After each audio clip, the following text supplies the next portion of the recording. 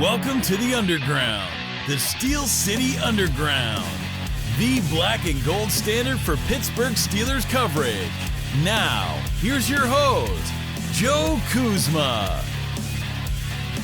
Hello, everyone, and welcome to another edition of the Steel City Underground podcast. My name is Joe Kuzma, and thank all of you for listening to the last episode, watching, listening, wherever you may be. Back in the SCU studios, as you could probably see or hear after being out in Latrobe most of last week, getting a lot of look at training camp, and also, I went over some of those notes the other day. There's a lot of stuff going on this week. We actually have a game. It is a preseason game on Friday. The Pittsburgh Steelers hosting their first of two home preseason games against the Houston Texans, and I have some camp notes for you. And obviously I've been sitting around trying to wait to maybe put something out here because the Brandon Aiyuk watch is just driving everybody crazy. I think it's just like a bunch of hot air, and as of this time recording this program, nothing yet. And I'm going to cover that maybe at the end of this episode just in case, because you just never know what happens. It's like you could speak it into existence, but usually I joke around that about 2% of folks on any given podcast that you watch or listen to actually stick around to the end. So we love our 2%ers, and if you could bump that up to like 4 or 5% today, that would be awesome. And no, I am not engagement farming. I'm not looking for higher analytics or metrics with this show. Sometimes we do 45 minutes. Sometimes we do 20 minutes. Sometimes we do an hour and 15 minutes. Okay. So it doesn't matter. I'm going to be checking my watch. I'm going to be checking my phone. Buzzing is just, I know Flash is out of his mind right now. And usually it's like, if you just wait forever, you're never going to get your thoughts out. So with a clear microphone today, you being able to maybe hear me, see me a little more clearly. I might have a few things that sound like a broken record when it comes to notes from training camp. I don't actually have my handwritten notes here. I have my ones from last year, believe it or not. I left the other ones like in the bag or something like that, but I'm going to just go through some quick hitters. I have some camp phenoms. There are also going to be some of the players you might want to watch this Friday against the Houston Texans, who are the game's going to be on NFL Network. Okay. So it's a nationally televised preseason game. So if you don't happen to get one of the local channels that's broadcasting it in your area, which is usually out of KDKA, CBS Channel 2 in Pittsburgh, which is simulcast around the areas, right? You'll get that sometimes up in Youngstown, Ohio. You'll get that down in Wheeling, West Virginia. You may even get that out into the fringe areas of Maryland and Virginia. If you don't get that, though, it would be blacked out on NFL Network, definitely, if it's available locally. Usually it is. So just kind of check your TV dial, I guess, the radio dial, hit the dial. We don't have the dials anymore. I mean, I'm old enough to remember that. I know Brian's old enough to remember that. My uncle, man, I remember even just the spare TV that he had. I'm old enough to remember, like, when people didn't have more than one TV in a home, and if you did, his was a black and white television. It had the old dial, the little crank, the UHF, the VHF.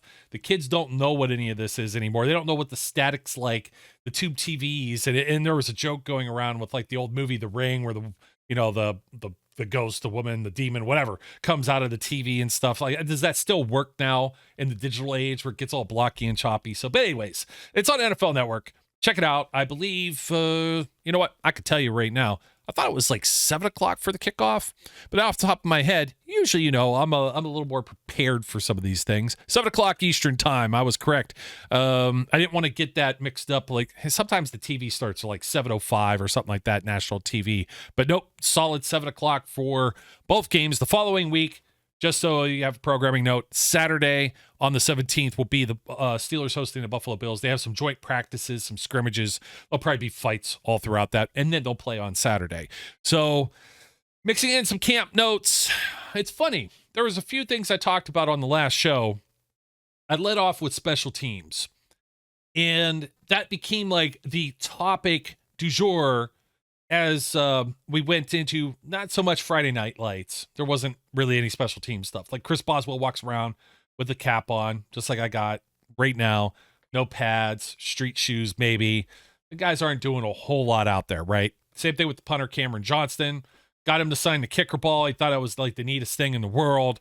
So he is worthy, trust me. This is going to be one of the bigger free agent acquisitions. If you've heard Bob Labriola, some of the guys on Steelers Nation Radio, such as Craig Wolfley, Johnston goes out there Saturday, puts on an exhibition on the front field. Now I was watching him on the far field, I think on Thursday it was specifically, just booming 50, 60-yard punts. And everybody's talking about he's doing that. He's hitting it to the sidelines. Yeah, this is going to be a major acquisition for the Steelers who want to flip the field in 2024. It's something that has been an issue. They were hoping the Ray Guy Award winner with Presley Harvin would have probably been the answer for this. And Presley Harvin, if you hear everything, the net with the team, the net with himself, as far as net yardage with punting, 28th, 29th, 30th, bottom of the league type stuff, right? Even to the point of, over the last few years, you've had different punters in camp. You've had some competition. Cameron Johnston has no competition. And we've heard, they brought Brad Wing back. He had some familiarity with being a holder when Harvin tweaked whatever, his hamstring or whatever. This was another big thing. I think it was Wolf that was talking about this. So I don't want to take full credit about it. It's not something I talked about on the last show, but it makes a lot of sense when you got somebody who doesn't like fumble with the ball, can place it down, when you got to win games with field goals, which the Steelers not scoring a lot of points had to do a lot of last season, right? So when you have a veteran guy like Cameron Johnston, the Steelers are going to have punters as your holders. I know backup quarterbacks used to do this type of thing. Starting quarterbacks used to do this thing if you're really going back many years. But the train of thought here is do you want Justin Fields, like somebody like that, holding during an extra point where anything could go wrong, right? Now, most people are probably thinking, you could pull like a Madden type thing and sneak it or whatever. But you need that guy to take reps in other places during practice. And I was like, you know what? I was like, that. I thought that was just something that was assumed. And I thought it was such a cool thing that was actually brought up. It caught my attention. It probably wouldn't catch everyone's attention, but I was like, that's something worth repeating. That's something that isn't really put into the thought process of special teamers. We talk about how these guys are so volatile and they can be cut at any moment and blah, blah, blah. But Cameron Johnston is like ranking 3rd and 4th in the league. Now, I know the Texans weren't good the previous years. It pretty much was their only hope of trying to push teams back. Now, last year, a whole different situation. AFC South champions, playoff-bound team, spanked the Cleveland Browns. Lots of things to like about the Houston Texans in 2023. One of them is now that the Steelers have their punter. So I'm very happy about that. Of course, the status quo is going to be the same with Chris Boswell. There's not a whole lot to say. But it was just kind of refreshing to hear someone else talk about the punter. So I just didn't feel like I even actually heard one of the folks that were on there. Maybe it wasn't Matt Williamson. I'm trying to think who else was on. And they're like, the people who put out content for the Steelers, like they're acknowledging all the blog people, the people like myself, or the people that are just doing their hot takes or clickbait stuff, trying to get everybody riled up. Anything you see or hear becomes a story, just like that nothing burger of a fight. It's already distant memory, right? Yeah, there was a fight. There was more than one of them last week. So now you're just watching Malik Neighbors run around and fight. Who were they with? Were they joint practice with the Lions or somebody? That was funny. You'll have to look up that clip. But anyways, but it's just kind of like nobody's talking about the punter. And I'm over here like, that's what I led the show off with last time. I'm talking about the punter. I got the guy's freaking signature on a football. Yeah, I know I'm nuts. I'm crazy. It's just because I had a football. I didn't know what to do with them. Like, hey, you know what? I'm going to have kickers sign it. It's probably more likely I could get them to sign it than Justin Fields or Russell Wilson or whatever. So speaking of which, just this little side note too, on the entertainment side of things, Russell Wilson's wife, Sierra, megastar, pop star, right? She was hanging around training camp last week too. And got to put it out there because if Russell Wilson maintains a certain level of quality as the Steelers starting quarterback, that December game on Christmas Day against the Chiefs, I know people have already thought about this. I know I've thought about it. I've talked about it, with my girlfriend here. And it's going to be Sierra versus Taylor Swift. It's just like for Christmas Day. I mean, that's part of probably the reason why Netflix ponied up all this money in order to do this. Speaking of pony, I'll be talking about him in a few moments too, because just the ridiculousness. So some camp phenoms and some names to watch as we're heading and transitioning from training camp to prepping and practicing for the first preseason game. Okay. Supposedly the Texans are going to play their starters. I don't know how many reps, but that's what D'Amico Ryan's head coach of the Houston Texans, year 2 in that stint, very excellent year 1 as the head coach of the Texans. Might see CJ Stroud for a series or two. he's still a second-year quarterback. He's probably going to need some of that. So do the Steelers put out some starters? Typically, Mike Tomlin doesn't. And he's had Russell Wilson sitting on the sidelines for a little bit. And I've kind of speculated at that as to whether you're going to have Fields start this preseason game against the Texans, whether we'll see Wilson at all. I thought maybe he might have come back for Friday Night Lights. They didn't have him very involved. Friday Night Lights was kind of underwhelming, except for the backs on backers. Now, if you get a chance to hear an interview with Landon Roberts, he's talking about how they're still teammates, how he's picking even Arthur Smith, the other coordinator, the other side of the ball. He's talking to the offensive coordinator, picking his brain. These guys are like scholars when it comes to football. I mean, he's a former team captain when he was previously with the Dolphins. I know he's entering a contract year here too, and the Steelers have added like Peyton Wilson in the draft, Cole Holcomb, who we're hoping will be back by mid-season at the latest, still rehabbing his knee injury. They added Patrick Queen, the diamond of free agency, as far as like he's one of the top defensive players available in all of football, and the Steelers signed him away from the rival Ravens. And Queen's talking smack out there, and Roberts is talking smack, and Queen and Jalen Warren got into it. One guy gets pancaked, and the other guy gets his comeuppance, and then there's some little bit of brawling and hooting and hollering and stuff. That was great. Darnell Washington, though, is still like probably the underrated king of the ring when it comes to backs on backers, right? Mount Washington probably isn't even a good enough nickname for this guy. He looks like a sumo wrestler. My old WWF fans, back in the 90s, there was Yokozuna, okay? And Yokozuna, big, like 500-pound dude. He was actually Samoan, but Yokozuna means champion or grand champion in Japanese for the sumo wrestlers. And that's what Darnell Washington looks like. Not like, like sloppy fat or anything like that. He's chiseled like a Greek god, but he's a huge, enormous man that just swats people away like King Kong on the Empire State Building. It is unbelievable to watch this guy in action. I'm even more excited about him. He's actually a little more involved in the offense here or there, too. They've been throwing the ball his way. I think the tight ends are going to be more involved on this. That's going to come boomerang back around to, what side is it on? This Brandon Aiyuk talk when I get to it. 2, 3, 4, 5, 6%ers. Hopefully none of that. Hopefully you guys stick around because I got some words. I don't want to say anything else yet because we're still on Aiyuk watch. This episode, probably as you're watching this, if you're watching this the next day, 2 days from now, we're going to be on Aiyuk watch for a little bit. It's like the only thing that the NFL insiders have to talk about until something stupid happens in one of these football games. Because, of course, the Hall of Fame game, rain out, weather, done. Just 3 quarters of football. Man, it would suck to pay for a ticket and drive out there for that. I love the facilities in Canton, but the game is just such a joke to me. It's just such a joke. Especially, bad quarterbacking too. But anyways, I digress. Names to watch for. Then gave it away a little bit. Darnell Washington. I think we'll see some stuff out of Darnell Washington. If Russell Wilson gets to play more than one series or a series, I'd be surprised. I would think that they would wait until the second game at home, week 2 against the Buffalo Bills. They get some practices, some scrimmages in. I think that's where Russ is going to cook and get more of his work. He's back out there. He was finally doing more of the team drills, 7 shots. Him and Fields morally splitting it. Kyle Allen had been getting a lot of work. Kyle Allen terrifies the shit out of me. I am not looking forward to seeing him play. I hope, knock on wood, he never does. Sorry, Kyle, nothing against you. All the respect for you being able to get a spot in the NFL and be a third quarterback.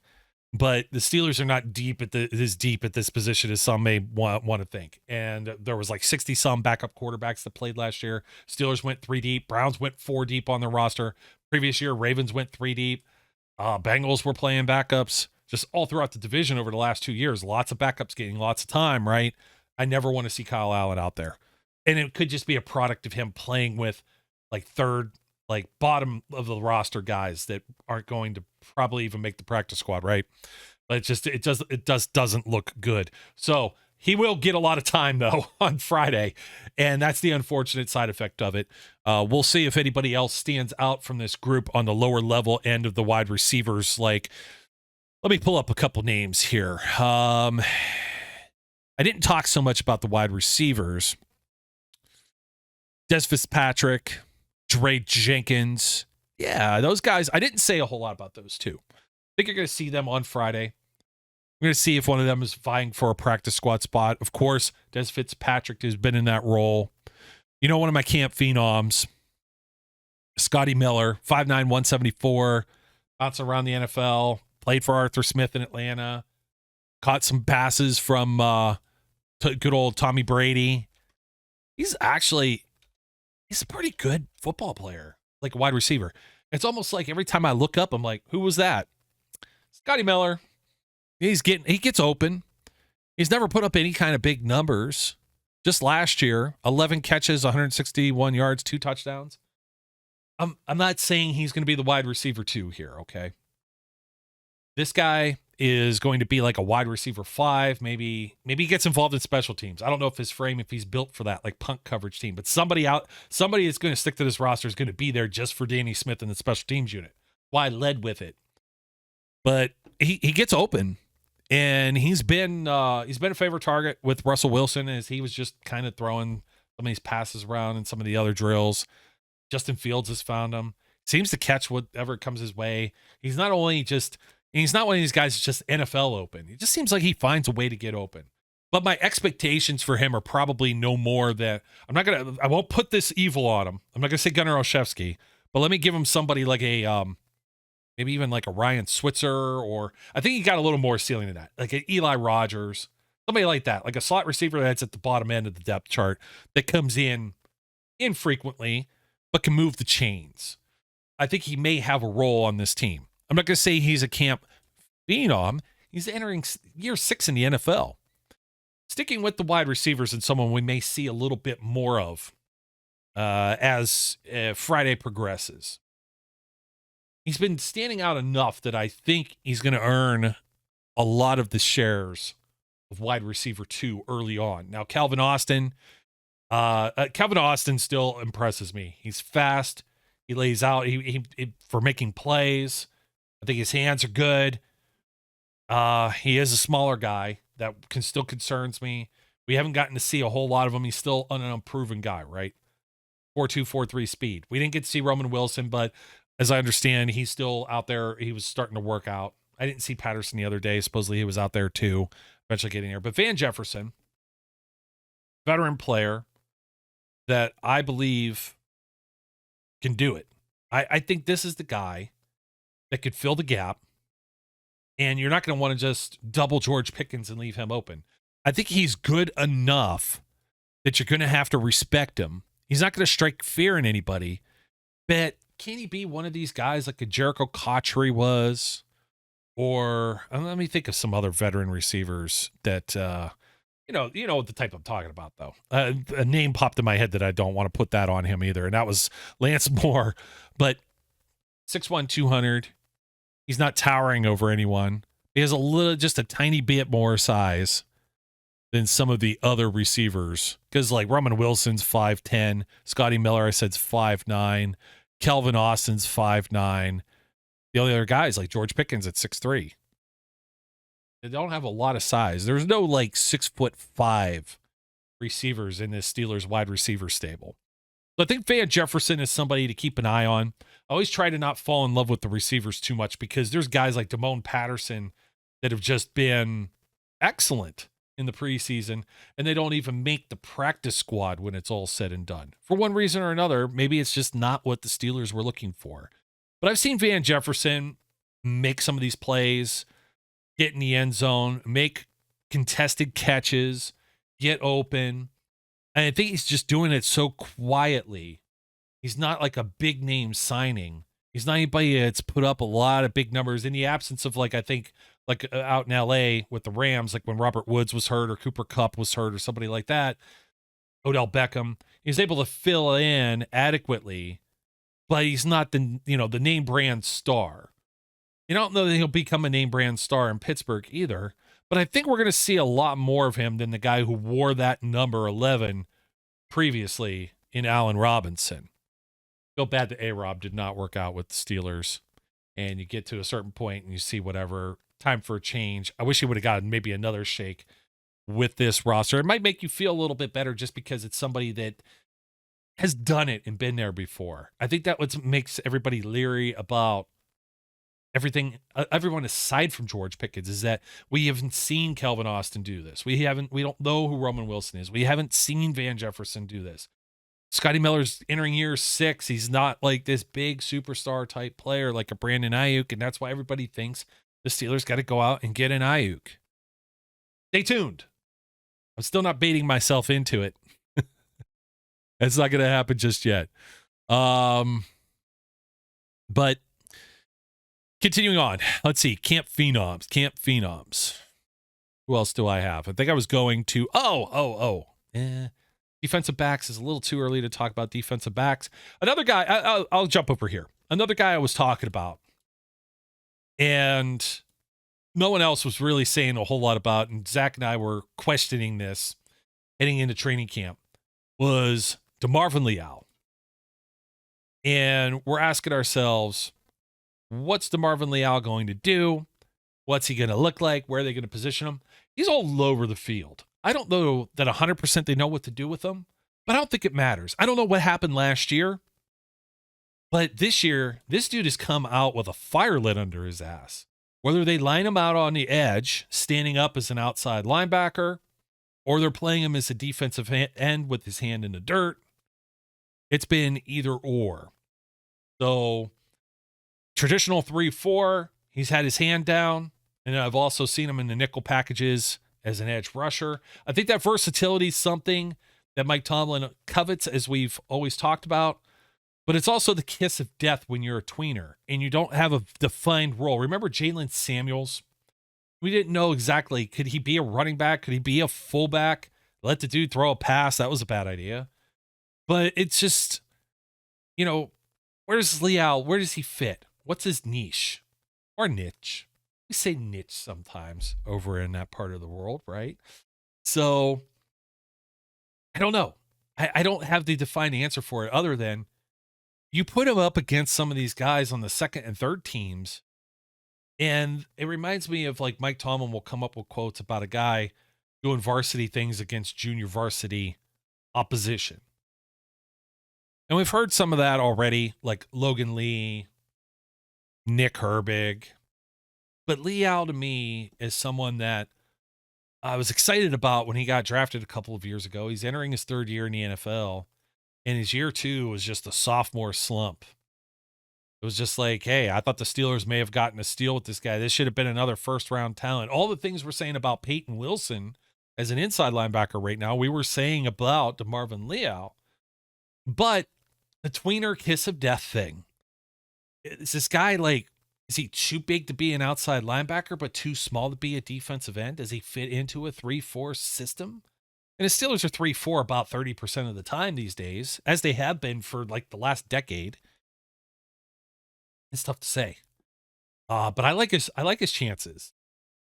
They brought back Marcus Golden. Ooh, I don't think I got to speak about that.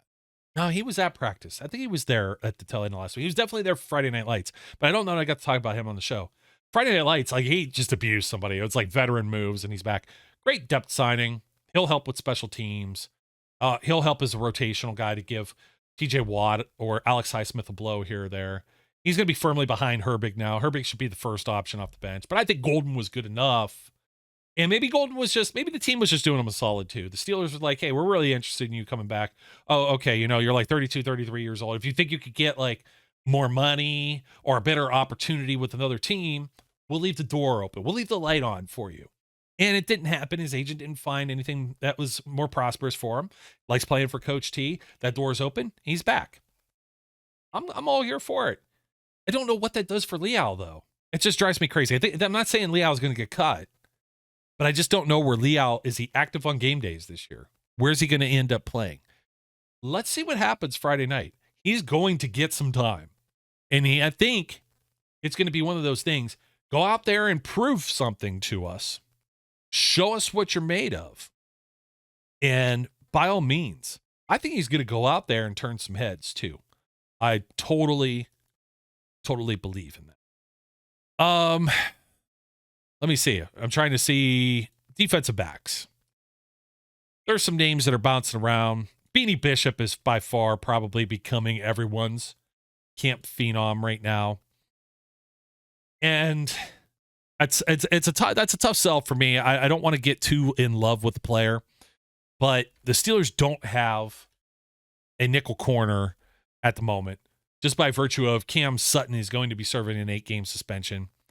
And they've been putting Beanie Bishop in some crazy situations. The Steelers have been using a fullback too. It's something you're going to have to take a look at while we have these preseason games. I don't know that they'll show this on film for a national audience, but they've been lining up Jack Coletto, not Connor Hayward, another guy who's a tweener. Is he a tight end? Is he a fullback? He's like a 6-foot guy. So is Michael Pruitt, formerly with the Titans and with the Falcons, an older veteran tight end who I thought has a shot to make this roster. He's going to be right on that cusp. It depends if the Steelers find another fullback or they stick with Coletto, because that's going to be the guy that's going to take Pruitt's spot, right? Connor Hayward's still going to stick around. I think he's a good utility type player, but Coletto, and you'll see him here with Beanie Bishop. There's a reason I'm bringing this up, because these are two guys that are probably right on that cusp of being undrafted players who have a shot of making the 53-man roster when it's all said and done.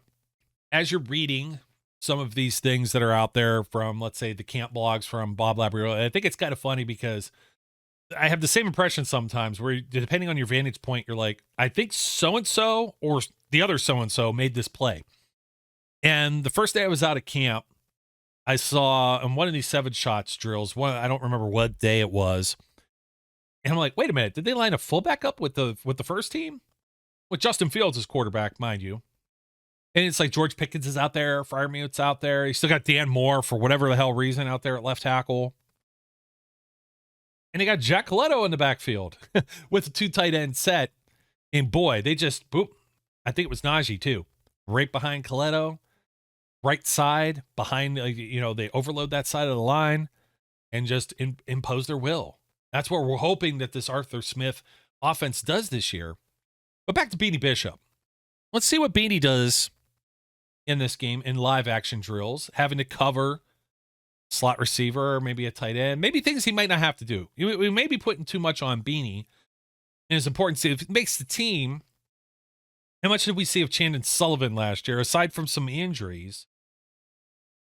Early on in the season, it was the inside linebacker show of Cole Holcomb, Juan Alexander, Landon Roberts. And in fact, if you remember, Holcomb and Alexander both trained with the green dot. Both were calling the plays, first and second team in camp. When you got linebackers that could cover, or at least try not to create too much of a mismatch there, we know how that works. They might get up against a wide receiver. Beanie Bishop's going to be the guy that comes out into the huddle.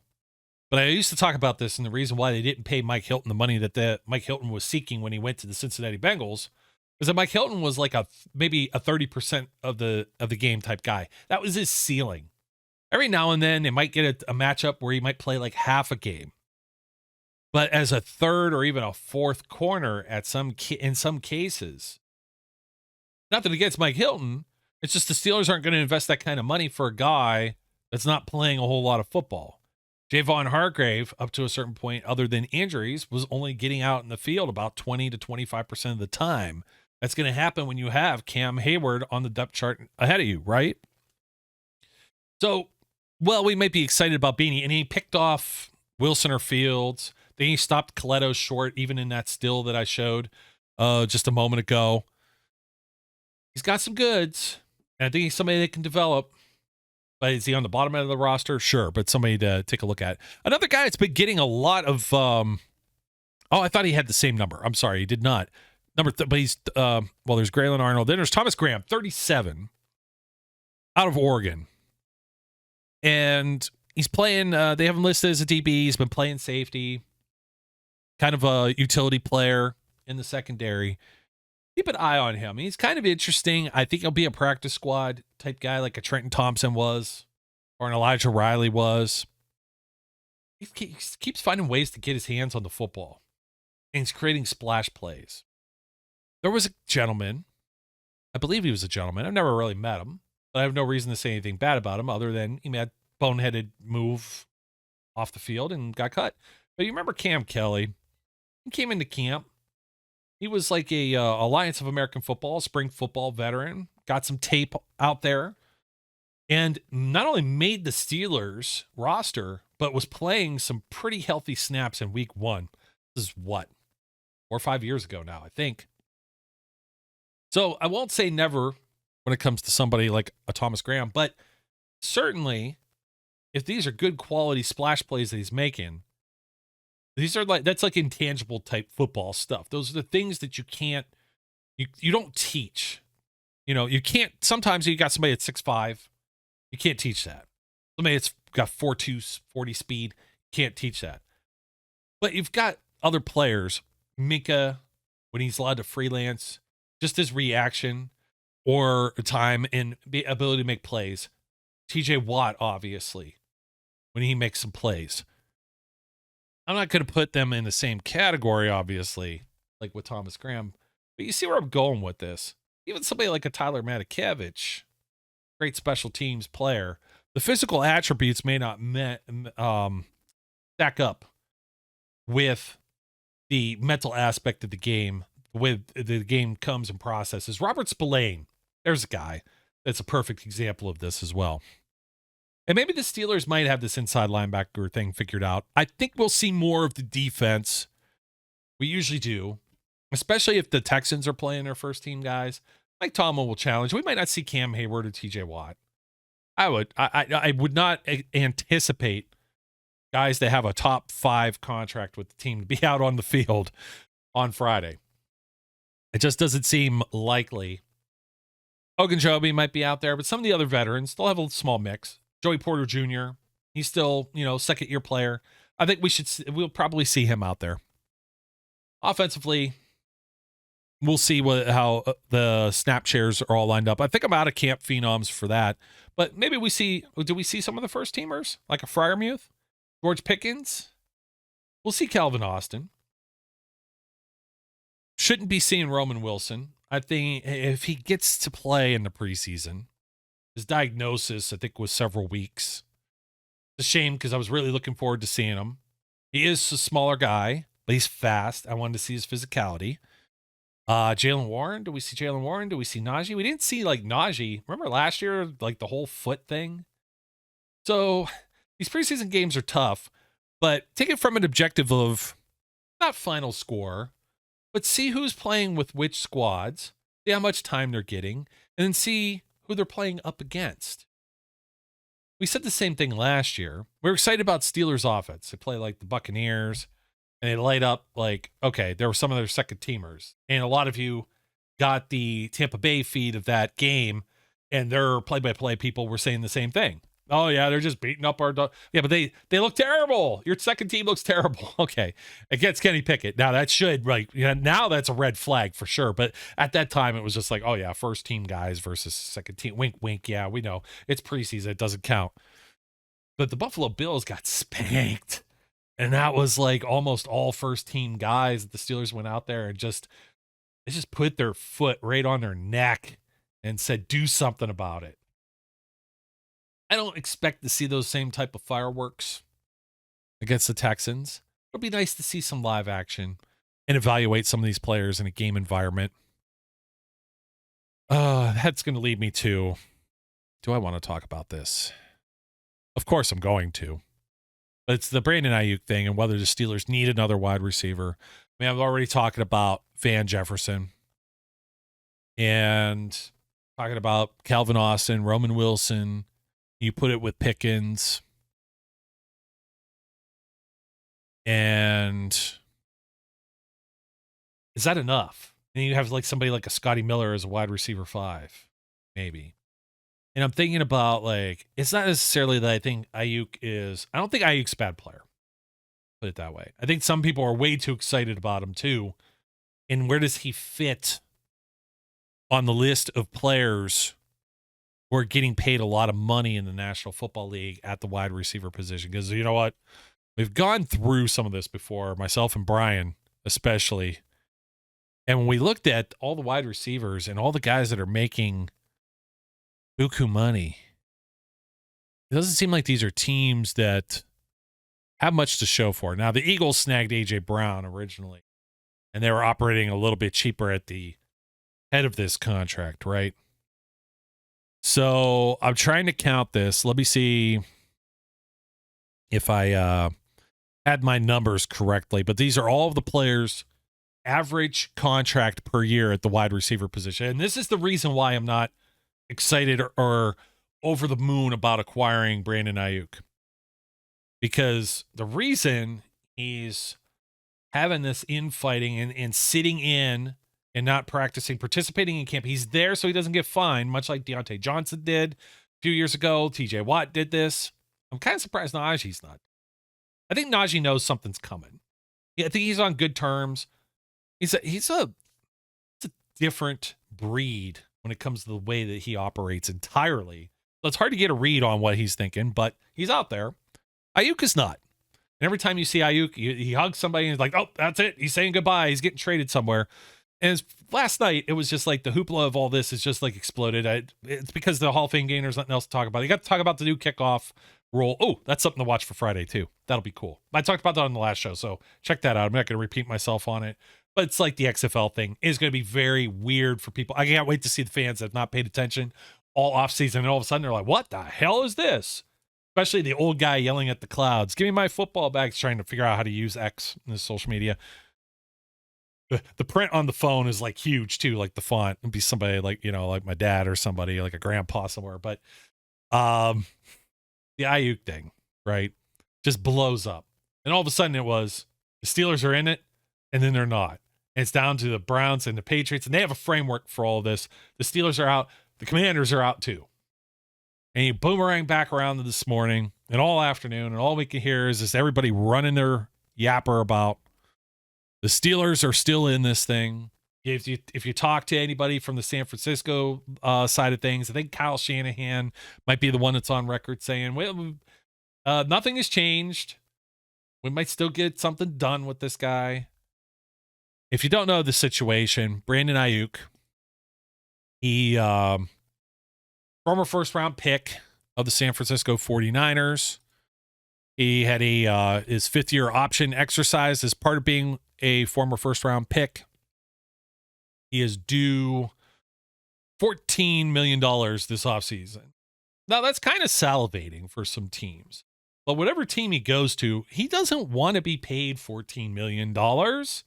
Here's his little cap chart here. Now, that's 100% guaranteed now, is that fifth-year option. It was guaranteed when they exercised it, not this past May, but the previous May of 2023. And he hasn't made, he's still a millionaire if he's smart with his money. I'm sure taxes and stuff and living in San Francisco eats into that. But if he's smart with his money, he's a millionaire already. First round pick. But he's looking for one of these big contracts, man. And when I talk about big contracts, let's see if I can get this on the screen. I was looking at this earlier today, and I actually put an article out on steelcityunderground.com talking about the various players. How many was it? I think there's 9 players that, 9 wide receivers, specifically wide receivers, that are making $25 million on average per season or more. There's an additional 12. So let's pull up the graphic. 12 and 9. So there's another 12 that are making more than 20 million. They're in between 20 and 25 million. There are a total of 21 wide receivers in the National Football League making over $20 million per season. This guy is going to want to be in that top 9, not that 12. And when you look at these names, Justin Jefferson, 35 a year. Man, the Steelers, let's rewind.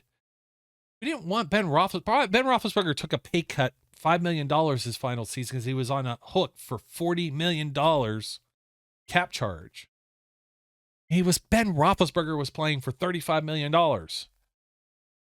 And quarterback is part of the reason I don't want to do this deal. I'm on the record. I don't want to do this deal. It's nothing against Aiyuk. If they get him, depending on what they give up, I might be ecstatic about it because that's going to make some things very difficult with the Steelers offense, I think. It's going to change a lot of other things beyond 2024 also. But, okay, the amount of money you're going to have to give Aiyuk. A.J. Brown is making 32. These are all the guys that are above 25. So Jefferson, Brown, Amon-Ra St. Brown, Tyreek Hill, who just had his adjusted. I'm not sure if it's right there. Dolphins have 2 back-to-back here, by the way. Jalen Waddle, Devontae Adams with the Raiders. DJ Moore just signed that huge deal with the Chicago Bears. Cooper Kupp, Devontae Smith, Nico Collins with the Texans, DK Metcalf with the Seahawks. Those 2 guys are just under 25 and get into the category now of 20 to 25. Deebo Samuel, Michael Pittman Jr., Terry McLaurin, Calvin Ridley, Stephon Diggs, T. Higgins, who that is a franchise tag number. So if you don't do the deal with Aiyuk, which he's not going anywhere where he doesn't already have something probably in place with his agent. Mike Evans, Keenan Allen, Chris Godwin, and Amari Cooper. And then Deontay Johnson's like the very next guy. Christian Kirk, who set the whole world ablaze. It's all his fault that the Jaguars paid him something like, was it 4 years? Yeah, 4 years, $72 million with $37 million guaranteed for Christian Kirk. You probably still don't know who the hell that is. Most of that are out there. Like, what do you think Brandon Aiyuk's going to want? He's going to want between 25 and 30 average.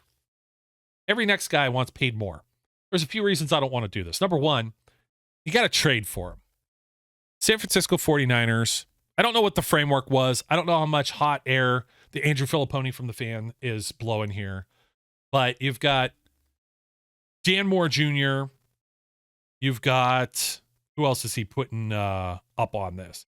Dan Moore Jr., James Daniels, Calvin Austin, second-round pick. They're saying this is what the Steelers are offering up.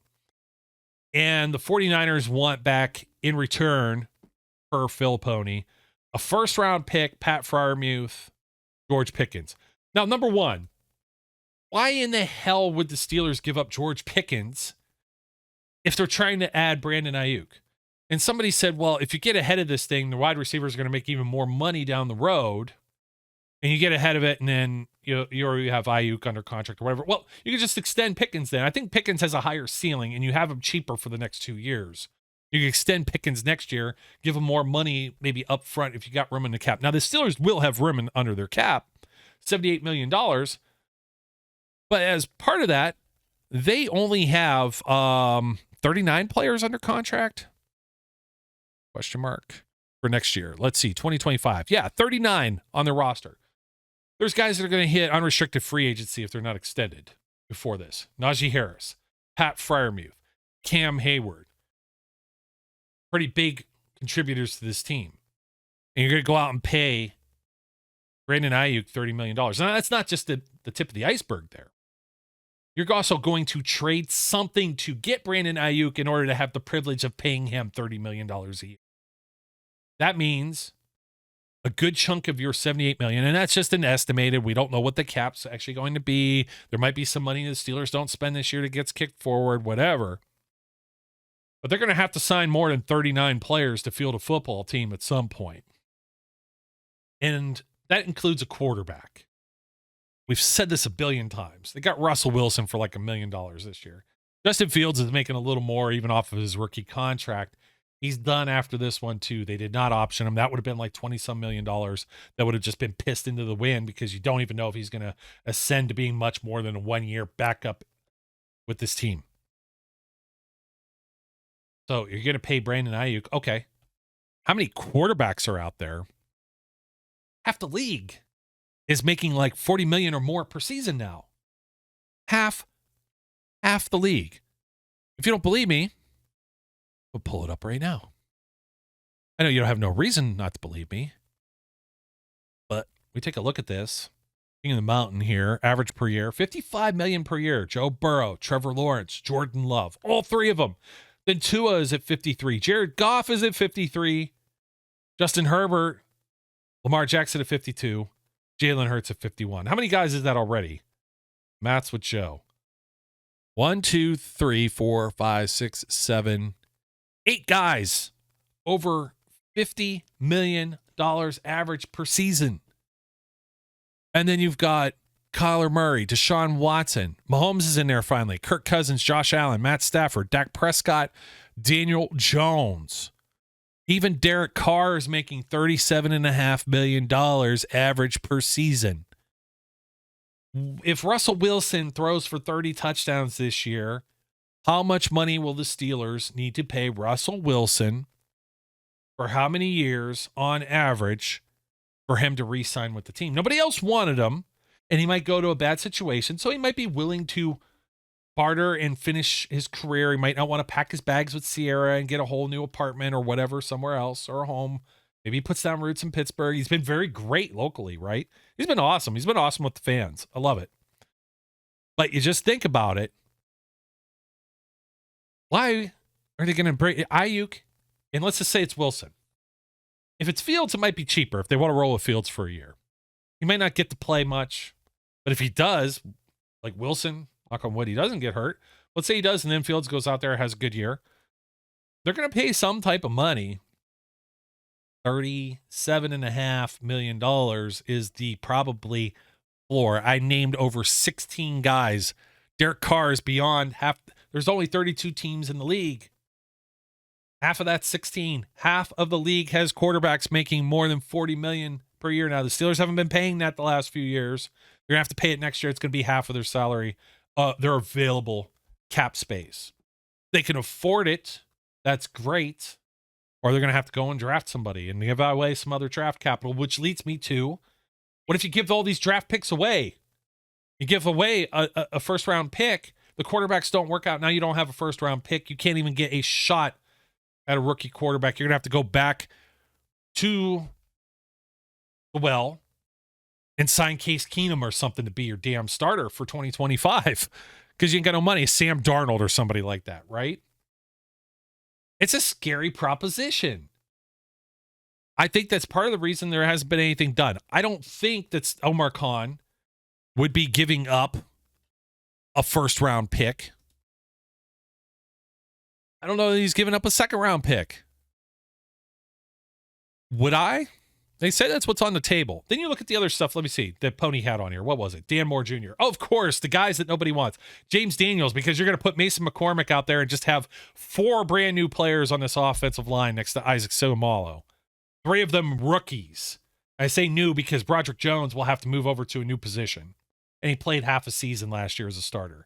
It just doesn't seem smart. It doesn't seem like something the Steelers would do. But Joe, Omar Khan, the con artist, this is a brand new era for the Steelers. This is wheeling and dealing like you have never seen him do before. Khan, I believe in Omar Khan. I believe in Omar Khan too. Omar Khan had the keys to the vault. He had the Steelers checkbook. He operated that under Kevin Colbert. He is not going to do some dumb shit. And I'm saying it just like that because I'm tired of hearing it. With this Brandon Aiyuk trade, you're going to give up trade capital and you're going to give up a large amount of money. Say goodbye to George Pickens then probably. And you might say, well, he might be a head case, whatever. Every wide receiver seems to have a spotlight on him. I have no reason to believe that George Pickens is necessarily a head case. I think he's a very talented individual that gets frustrated when he's not able to exhibit those talents. And all of these guys do it. Sometimes to the detriment of their own careers or not. Juju never did anything that was ever wrong. TikTok, whatever, playing Fortnite, and people were all over his case. And Antonio Brown, that's a whole other situation, especially post-Pittsburgh career. But if you see my point, you got a pretty young nucleus of Steelers players that have been in this system, and usually the Steelers' way is to draft, develop, re-sign. Najee Harris, Pat Freiermuth. Could get a little bit more out of Cam Hayward. I don't know, man. 35 years old. I don't like to put that on anybody either. There's some defensive linemen that excel. Linemen is just, it's a little bit different a breed. A little different when you're hitting versus not being hit too. Or being hit, not, when you're not being hit. That's what I'm trying to say. Is Cam Hayward's delivering the punishment. I think he might have a little bit of time. And he's an elite player. So if he shows you he can still play, he'll be back next year. And you're not going to insult him financially. You're going to make sure he's taken care of and he finishes his career as a Pittsburgh Steeler. You're not going to do that with a Brandon Aiyuk contract. And I'm saying, and I'm not saying that they won't do the Aiyuk contract. Let's say they do. That just means that these other ones can't get done. George Pickens, he'll be a sit-in next year. Like he puts up a big year. You're gonna have to give him some money. You're gonna probably have to give him $30 million a year. You think his ceiling is a little better than I like his numbers? I had it comparable. I had the comps against him versus like Aiyuk. And Aiyuk's led the 49ers in receptions and receiving yards over the last 2 years. But a lot of that's because George Kittle hasn't played a full season. Deebo Samuel, who led before that, hasn't played a full season.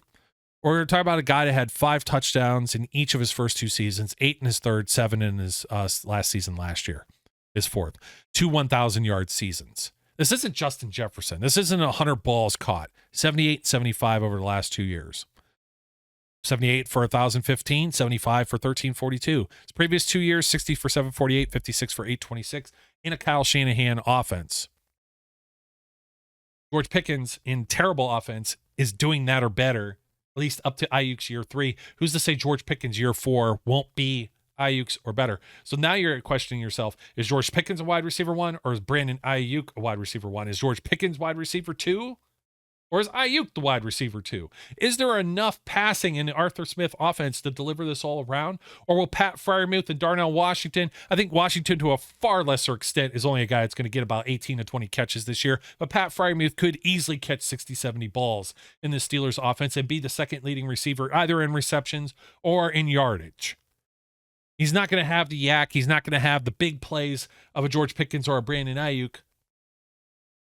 But you might not need a Brandon Aiyuk. You might not need this expensive toy. I'm still on the watch here. No news. Maybe good news. Everybody's got games this weekend. They're kicking off here within a couple of days. I think you're going to see this cool off about the Aiyuk talk. I don't think anyone's going to be pressured and pull the trigger right away. We'll go on the record saying Patriots have the worst wide receiver room probably in the NFL. They don't even have a George Pickens. The Steelers aren't too far off because they have a lot of unknowns, a lot of intangibles. But when you get right down to it, the Cleveland Browns being in this mix, there's something going on. And it's either that Andrew Berry, the general manager of the Cleveland Browns, is involved to screw with the Steelers and get this asking price going up, or as I surmised, Omar Khan said, wait a minute, we're not completely out of this one. What's Cleveland trying to give you? Oh, you know what? We'll put this on the table. They're going to be like, and then you go back, right? John Lynch, the GM of the 49ers, says, well, I was on the phone with Omar. Hey, Andrew, I was on the phone here with Omar Khan. And you know what? Omar's willing to, in the Steelers, they're willing to give me this, which is more than what you were. So are you going to give me a little more? Cleveland Browns do not have the cap room to be doing this stuff. They're going to be paying Amari Cooper on void years for the next 3 seasons. They got Deshaun Watson up to like a $65 million cap hit per year. His average, is what I said it was, but it's not what his cap hits are because they keep restructuring. Each time you do that and you add these void years and all this other stuff and trying to say the cap's a myth. Brandon Beane, Buffalo Bills, he was at the interview. He's like, I can assure you the cap is not a myth. We lost Tremaine Edmonds, tremendous inside linebacker we would have liked to have kept.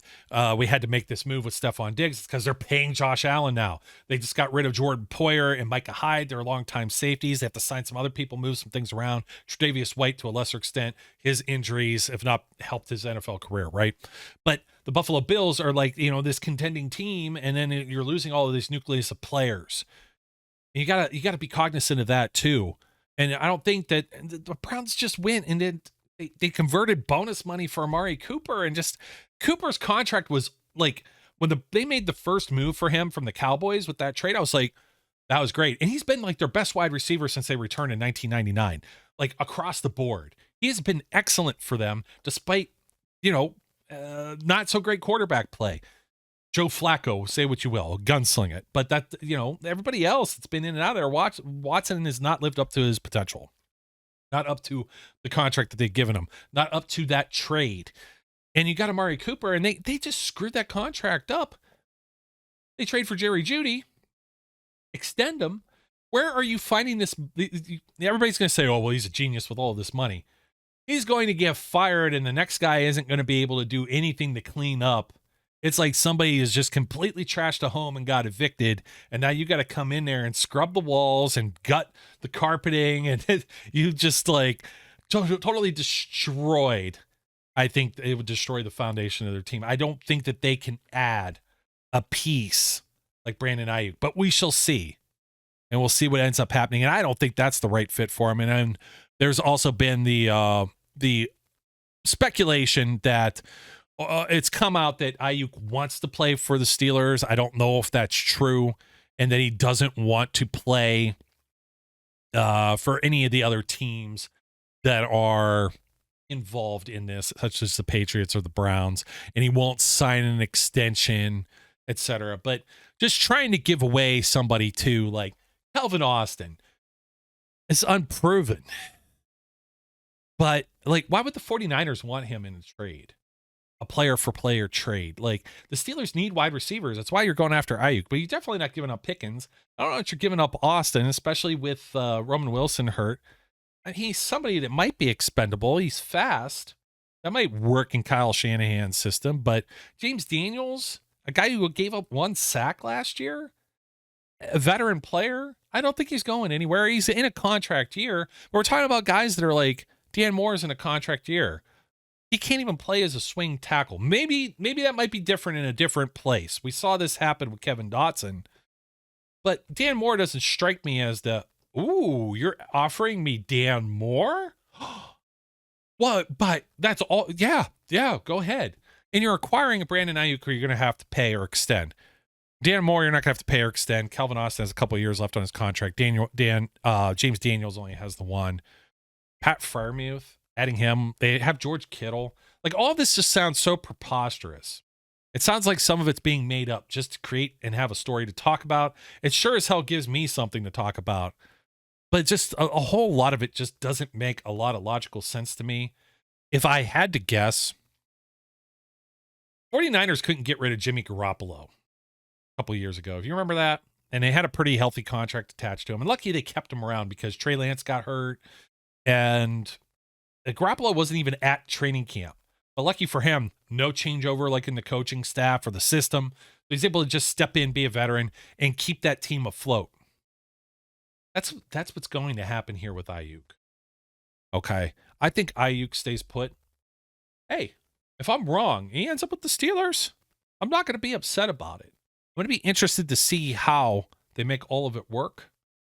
I just have that like gut feeling. Can you get by without re-signing Najee Harris? Somebody's gonna be like, yeah, Jalen Warren, but you got a 1-2 punch. You're gonna have to add another running back at some point. You could do that next year. You could do that in the draft.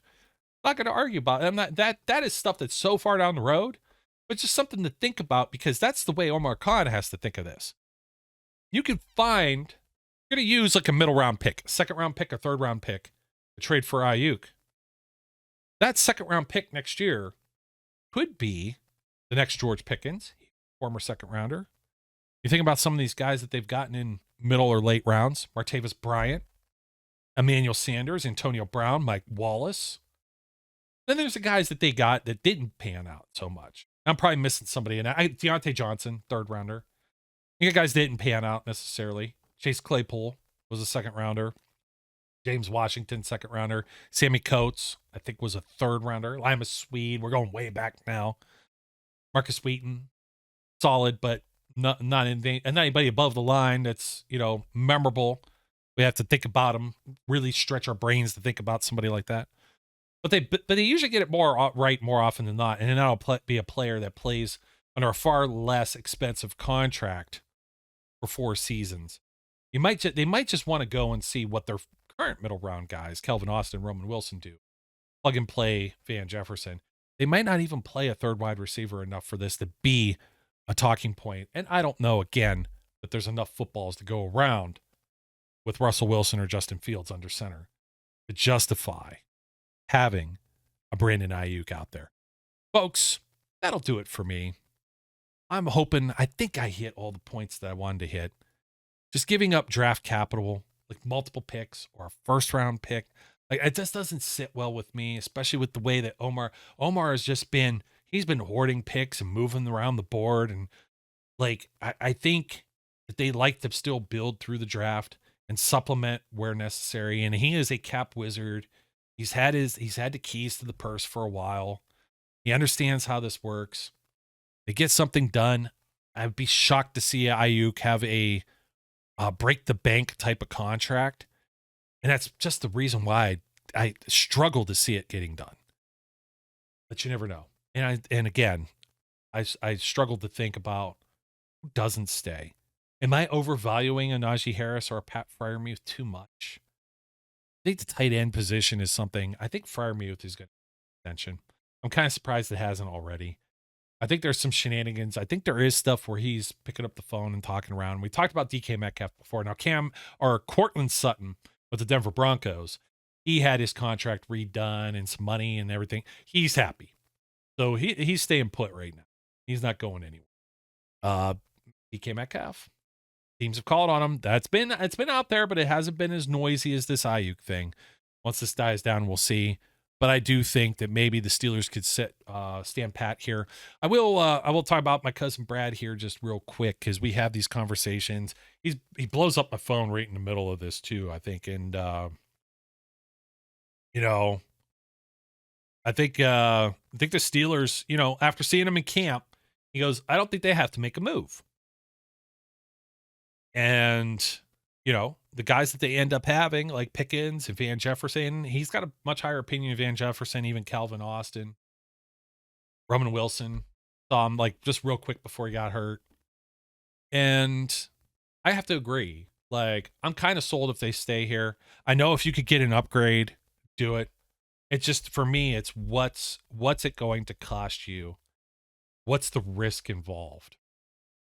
I worry, too, that I think about when Mike Wallace wanted all that money and he went to Miami and just he had one big year in Miami and then disappeared and ended up with the Vikings. I made a comment on Twitter that more than likely what happens is Aiyuk sticks with the 49ers, plays through, makes his, whatever I said he was making this year, $14 million or whatever it was. And he plays through that. And then next year he gets signed by some team that won 5 or less games because they're gutting and rebuilding. And hopefully that's not the Pittsburgh Steelers. So, folks, that'll do it. Till next time, we've got football on Friday, 7 o'clock Eastern time. Pittsburgh Steelers at Acrisure Stadium. Pittsburgh, Pennsylvania, hosting the Houston Texans. Check it out wherever you can. We'll be back sometime, maybe live from there on site. I'm not sure. We'll be back early next week. Break down what we saw in the game. Depends what the game looks like. When you have exciting things to talk about, if it's a nothing burger, then we'll continue talking about which players are on the bubble here, and we'll find out if we have any trade news. So until next time, my name's Joe, and don't forget to like, comment, and subscribe. Always forget to tell everybody that. Leave a rating or review wherever you may be listening. That does help us out. We love you out there, Steelers Nation. Can't wait. Football's finally back. Well, almost all the way back. Just inching closer and closer and closer and closer. It's such a good feeling to have it back. But that'll do it for the show today. As always, close out the show. We encourage all of our listeners and viewers out there, maybe more than 2% this time, to be safe, be good, and we'll catch you later.